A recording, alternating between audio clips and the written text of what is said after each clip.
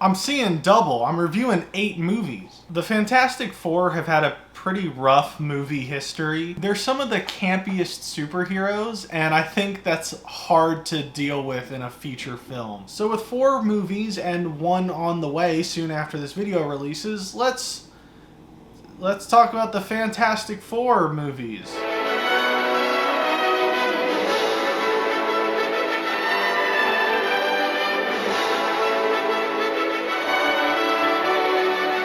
Famously, this movie was only put into production to keep the film rights to the Fantastic Four. And also famously, none of the actors or director or any of the creative team really were told that this movie had no intention of ever being released. And it never did. So in 2005, you can find it online, but no official copy has ever been made available. And you can really tell, see, the movie was shot on film, so it should look really nice, but the only copies that are available are really bad VHS rips. And also, famously, or I guess I should say infamously, the special effects were never finished.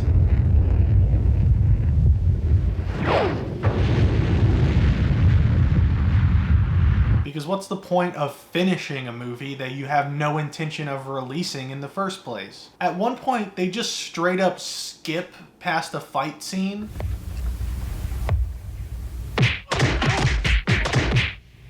What am I supposed to do with these guys? But honestly, a lot of this is part of the movie's charm. For example, a lot of the ways they practically shoot the practical effects they use to show off the Four's powers are bad, but they're really endearing. Like in the following movies, whenever Reed stretches, it's always CG. And that makes sense. CG isn't inherently bad, and for something like this, it probably is more believable. But here when he stretches, they used either forced perspective or specifically timed cuts to make his arms look longer than they are. Sometimes it's CG, but other times you'll get a POV shot of his hand punching people, which is so much more charming than just a CGI effect. Yeah! Like, you can feel the effort that the filmmakers are putting into this. And even though it's not a convincing effect, that effort is infectious.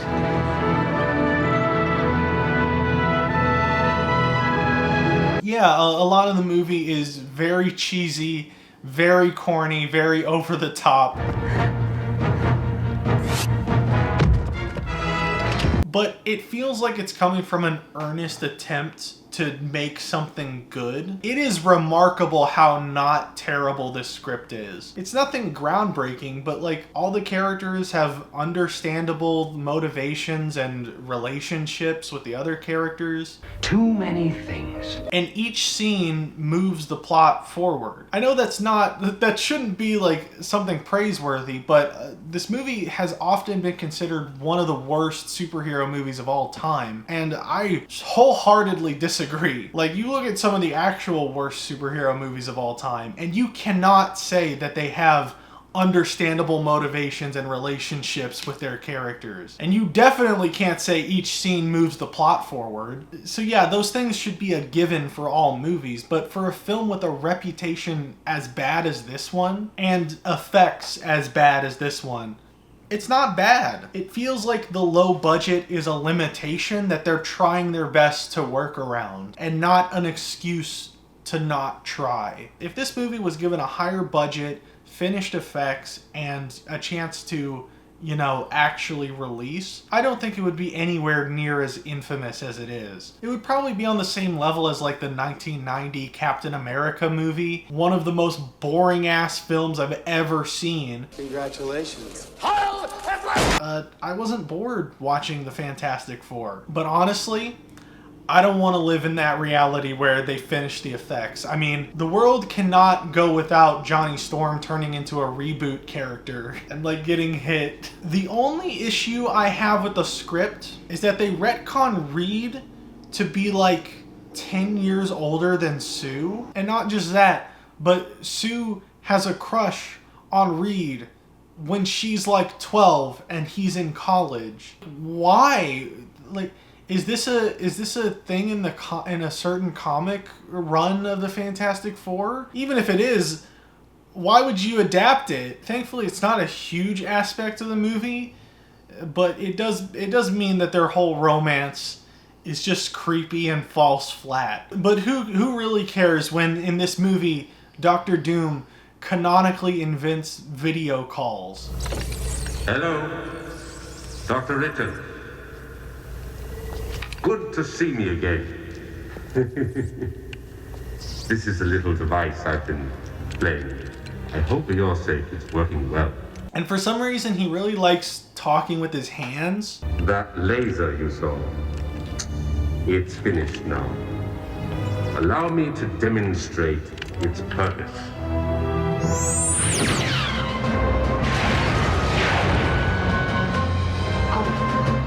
You have 12 hours. Spoilers, but as of time of recording, this is the best Fantastic Four movie. It's certainly not perfect in any sense of the word, but it is the most charming, and it's the most fun.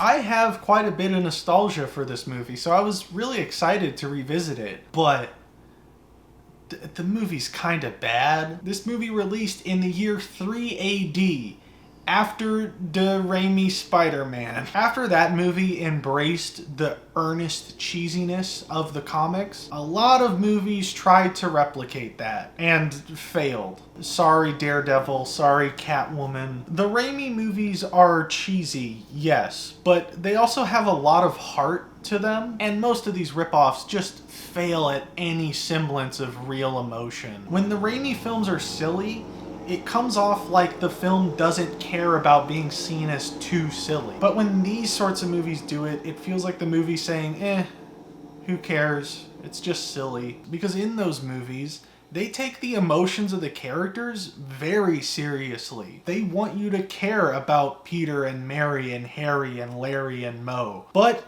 in this movie, they sort of disregard the characters' emotions for the sake of having silly set pieces. I don't even fully know how to describe how underwhelming the movie is. It is paced so ridiculously fast. And I don't hate it, but it's just nothing. The movie's just kind of a barrage of things. Too many things. I just don't feel anything. Like, there's a lot of silly stuff, and I feel like I should be finding this a lot more fun and endearing than I do. Like, Johnny flirts with a nurse as she's telling him he has a fever, and he's like, meet me when you're off work. And she seems uninterested because she's a nurse. She's obviously more concerned with her patient having an inhumanly high fever. Except she does it. She goes skiing with him, and she, like, flirts with him, and, like, what? Last one down, springs for room service. But you don't even have time to think about that because he's already turning into the Human Torch. You're on fire! Thanks, you're pretty good too! Yeah, this movie loves puns. How are you feeling? Solid. And he crashes, and then he, like, offers to have sex with her, and she's like, okay. Like, what was that whole scene? Again, I want to find this stuff more fun and more engaging, but it's just not, because I don't care about these characters. Like, I guess they're accurate to how they're in the... Like, they don't have any real emotions about what happened to them. They want to cure themselves, well, everyone except Johnny. They kind of treat it as, like, a minor inconvenience. Ben is the only one who seems to actually care about getting cured. And as a result, he's the best character in the movie. Johnny wants to stay the way he is. Reed and Sue just kind of seem annoyed by having these powers. Like, if you could control your emotional state better. Excuse me? I'm saying if you had a little more self-control. Can you remember your exact emotions on the bridge?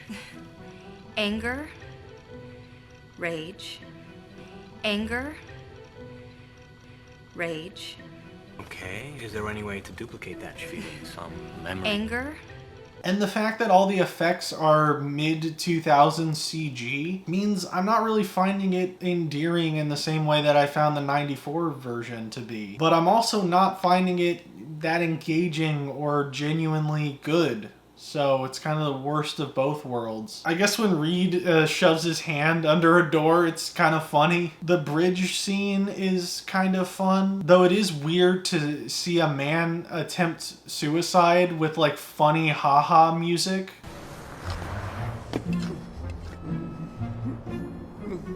And the obligatory Jessica Alba nude scene is weird. Like, they tell her to take her clothes off so she can be invisible and sneak past everyone. We're not gonna get past these guys. But you could. But then they just sneak through everyone. We're not gonna get past these guys. But you could. And she's like, why'd you make me do that? And they don't really have an answer. Still can't believe you made me do that. We got through, didn't we? The reaction shots are kind of funny. Oh! But while this whole bridge scene isn't great, it's nice to have a superhero movie that has a whole scene focused on the superheroes saving people. Not saving the world or stopping a bad guy, just saving people. It doesn't fully work because it's entirely Ben's own fault that this whole thing happened in the first place, but, you know, it's appreciated. I'm just kind of recapping moments I like and things I noticed because honestly, that's all this movie is. It's just a series of moments strung together with a loose plot. It's never boring or annoying, it's just not much of anything. It just kind of happens. Some of it's funny, some of it's stupid, it's fine. Again, it's shockingly competent. The characters are all distinct from each other and they have some fun banter. You don't want this to get worse. Worse than that? Again, not incredible stuff, but it works. And honestly, as much as I criticize this movie, it does give me some nostalgic feelings. Once they actually get into the action scenes, it's a moderately fun time. No, Vic. It's clobbering time. It does have a certain charm to it, just not as much as the 94 version, and I just wish the characters were better.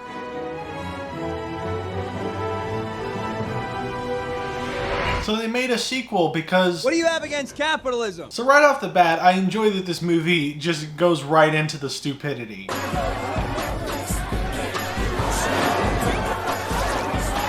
What is it with 2007 superhero movies and ridiculous dance scenes?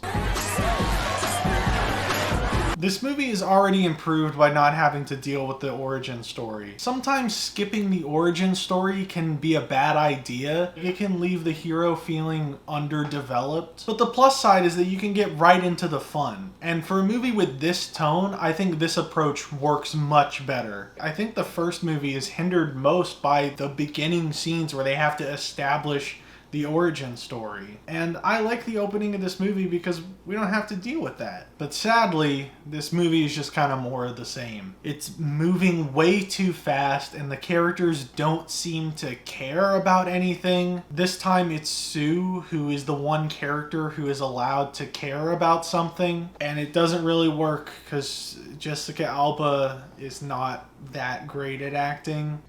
It knew it was being monitored. Like, there's just, the movie just keeps throwing ideas at you. Like, they switch powers when they touch Johnny, and that just happens sometimes. It's kind of fun, but, like, why? Why is that happening now? Too many things. At the end, he takes all the powers and fights Doctor Doom, which is cool, I guess, but the CG is pretty bad. I didn't really talk about it, but Doctor Doom in these movies is just so lame. He's just kind of a guy.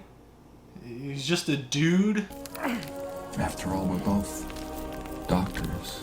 He sounds kind of whiny. Do you really think fate turned us into gods so we could refuse these gifts? Again, what is it with 2007 superhero movies? Interested? I watched the first one so much as a kid, but I don't remember watching this one as much. And rewatching it has shown me why. The movie kind of tries to take itself too seriously. Like, they go for more character moments and drama. And I know I just complained about the lack of that in the first movie, but here it feels like the movie's trying to have its cake and eat it too. Like, you can't just start being serious and care about the characters now while also still having dumb, goofy moments. I don't care about these characters. You had a whole movie to make me care about them, and now you're trying again, I guess. I actually like the Silver Surfer and his arc and his character, but I don't think it's a coincidence that my favorite character in the movie is the one who was not in the previous movie. The rest of the characters all fall flat. The moments they have, the emotions, the arcs,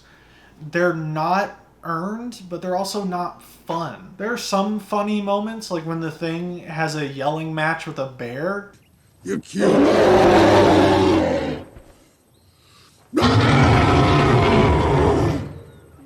That's funny. I like bears. I was never bored watching the 2005 Fantastic Four, but I was getting a little bored watching this one. At least Silver Surfer looks cool, and his arc is well done. It's not terrible, again, but the movies have just been steadily going downhill.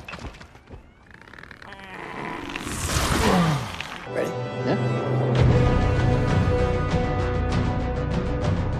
What do I even say about this movie? So this was widely panned upon its release, and I completely understand why. There was a whole controversy because Josh Trank, he was very vocal and against the changes forced upon him by the studio. There were reshoots to turn his dark sci-fi horror movie into a standard superhero romp, and the result is a disjointed mess. They did reshoots to lighten the tone and make it less of a dark science fiction horror film, but it didn't really work. It just kind of starts as a dark science fiction horror film and then pivots to fun at the end. Like, there's this actually pretty cool scene of Dr. Doom walking down a hallway and just exploding everyone's minds. It's really scary and well done. But then they have a superhero fight.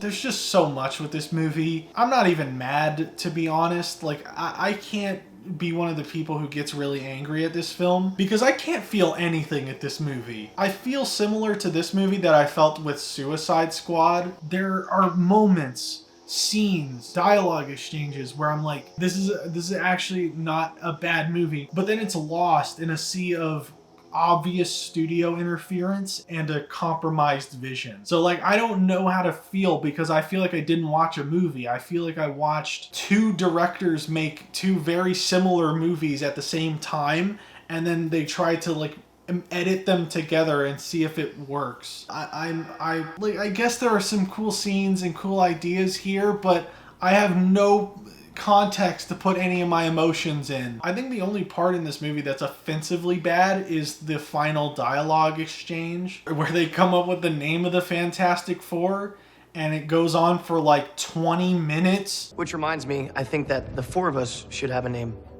Why would we need a name? Because we're a team now, and there's four of us. The Human Torch and the Torchettes. Ugh, No. kidding me? How about the big brain and his neurons? How about the big brain and her neurons? Come a long way since the garage. Gotta say, it's fantastic.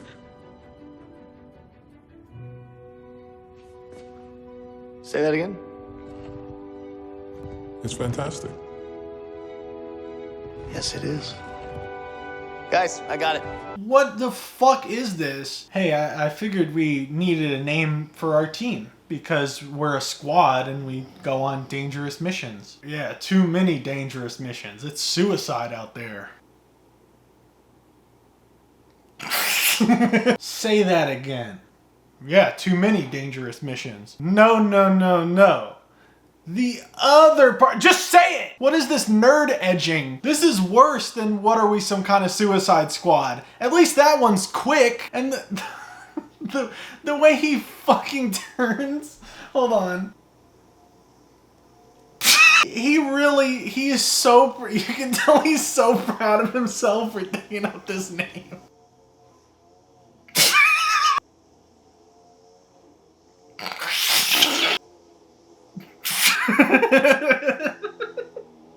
Props to Miles Teller, man. He's a great actor. How did he not crack up laughing doing this. And they don't even say it. Like, what, this movie's too good to say the name Fantastic Four? Guys, I got it. Ready? Yeah. This whole dialogue exchange is the corniest, cheesiest thing in any of these movies. And that's saying something. These are 4 really cheesy movies. But the name, the Fantastic Four, that's too much. That's too much cheese. We're above that. That's too cheesy for this movie. Oh, and this is just something that irks me about the scene too. Why does Johnny insult Ben? How about 2 guys, a girl, and the thing that nobody wanted? Hey, we both know that you could take him. They never establish a rivalry between these two in the movie, or any kind of relationship for that matter. They don't really interact. It's so out of pocket, it's kind of funny. How about 2 guys, a girl, and the thing that nobody wanted? Why does he just say no one wants you? Apart from that last scene, I have nothing but apathy for this movie, which is almost worse. At the start, I said that the Fantastic Four are some of the most inherently campy, corny superheroes. But that's what I love about them. I've fallen off a bit with superhero movies in recent years because I feel like they're not campy enough. When I was really into comic books as a kid, it was because they showcased unrestrained, unfiltered creativity. For better or for worse. Like I said, some comics introduce some stupid shit. But they get conceptual, they get weird, they get outright stupid, and they weren't afraid of that. They embraced it. And I feel like too many modern superhero movies feel the need to make it normal or make it palatable for a general audience, and I feel like it makes them worse and less distinct. And while these movies aren't great, I appreciate that they try to embrace that spirit, with the exception of Fan4stick. And part of the reason I think that movie is bad is because it's not embracing the weirdness. And I hope the new movie embraces that spirit too. I didn't think of a bit for the ending, so